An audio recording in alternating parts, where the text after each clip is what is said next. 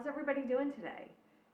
So, today I just wanted to chat a little bit about food and what I eat and what I don't eat because I'm realizing that as I'm out and about, I'm mentioning and alluding to the fact that I can't eat this or I can't eat that, and I want to just be direct about it. So, I wanted to take a moment and talk about why I don't eat the things that I don't eat and why I eat the things that I do eat. I was getting sick unexplainably. I didn't know what was going on. And I went to the doctor and I got checked out. My PCP didn't know what was going on. So I went to a specialist and I was diagnosed with Crohn's disease and IBD. So I was faced with the proposition of being, for most of my adult life, an otherwise really healthy person, to now facing having a chronic long-term illness and needing some pretty serious medication that, it scared me. It really, really scared me a lot. So I did my research and I was like, I balanced what was going on in my life, the severity of my illness, and what research was out there. And the decision that I made was to help me. I am modifying my diet. So I follow what's called IBDAID, which is a protocol that was designed specifically for people with Crohn's and ulcerative colitis. So I just want to be clear. I am not a doctor. I am not saying I don't take medication because I do take medication. I just do this because it helps me. It helps me be healthier and it helps my medical condition. So there are a lot of things that are not good for me. Corn is not good for me. It's delicious. I miss it. Popcorn was my go-to snack. Giving up corn sucked, but it's not good for me. I can't have it.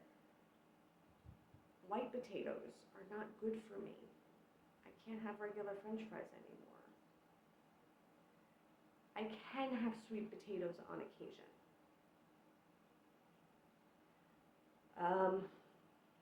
Dairy is not good for me, but I am able to have yogurt and I am able to have aged cheese, because those processes break down the lactose. So although not lactose free, they are low lactose, and I am able to process those well. Gluten, not good for me. Yeast is not good for me. And grains are not good for me. So I don't eat those either. So it means I get very creative. And you'll notice anytime that I put a cooking video up, it conforms to these ways that I eat. You'll notice if I make any kind of baked goods, the leavening agent I use is baking soda and an acid, whether it's apple cider vinegar or lemon juice. If I am making a treat, I sweeten it with either honey or dates because sugar is not good for me. I can't have sugar. You get creative. You find the workarounds. So when I'm out and about and I'm talking about food and I'm like, hey, I got another smoothie, or hey, I got this bowl, it's because there's only certain things that I can eat. And I find that when I go to a sit-down restaurant, I don't have an issue ordering. There's usually something on the menu that's fine. And if there's not, the chef is able to leave the sauce off or, make something a little bit different for me. And I've not had a problem with that. When I go to a quick serve restaurant, it's a little bit more challenging because a lot of the time things are pre-made and the customization is a lot more restricted. When I go to festivals, it is hard because not only is stuff pre-made, there's no kitchen, there's no let me go and tweak this for you. Like when I went to the Balloon Fest, I went to some of the booths that had the grilled chicken kebabs, and I was like, can I get a grilled chicken kebab without the sauce on it? The booths were like, we pre-mixed it in the sauce before we even got here. They all have sauce on them. Festival food is rough.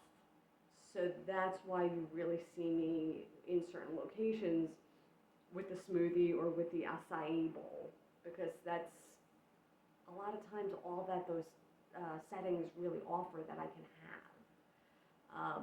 But fortunately, they have that, and fortunately, I can, do that. A smoothie is delicious, so this is not a knock on those foods in any way. But I'm just acknowledging that, in certain settings, the choices are a lot more limited. So I just wanted to address this head on. I don't, it was hard to make this adjustment.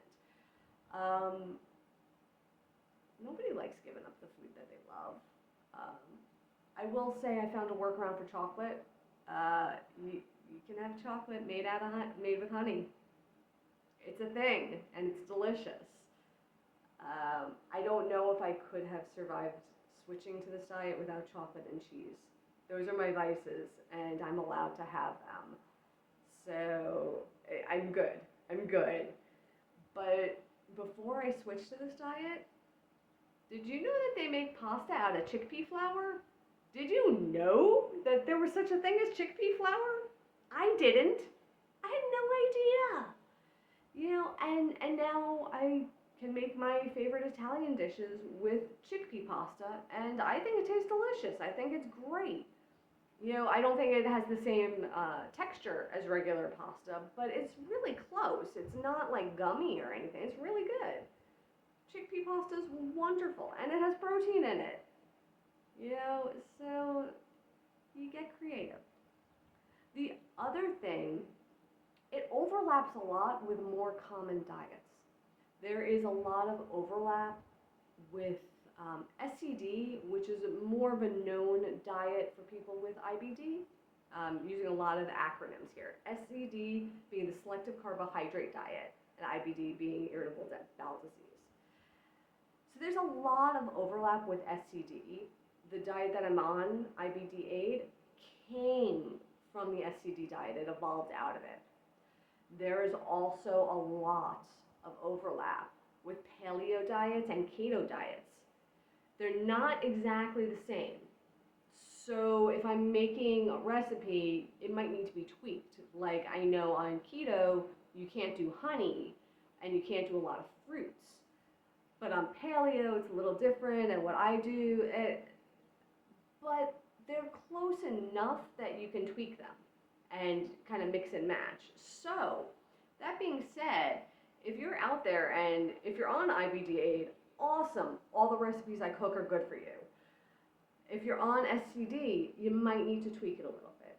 If you are paleo or keto, a lot of what I make can be modified for those diets too. So if you ever want to see any of my food vlogs, I'm going to put the playlist at the end of this video, so check those recipes out. But I hope this explained a little bit, and I didn't want there to be an air of mystery about, like, why does she keep saying she can't eat that? Or why does she say she wants that corn and she can't have the corn? I just wanted to be upfront about it. This is where I am, and this is what I have to deal with in my life. And it's working. I feel great. So I'm going with it. Unless I have a reason not to, but right now I have every reason to stick with it. So I do. And here I am. So, if anyone has any questions about this, please put them in the comments. I'd be willing to answer whatever I can. And, if you have any recipes, like you're curious about something or you want to see me make something, again, put in the comments, let me know, and I'll see what I can do. So with that, I'm going to head out for the night.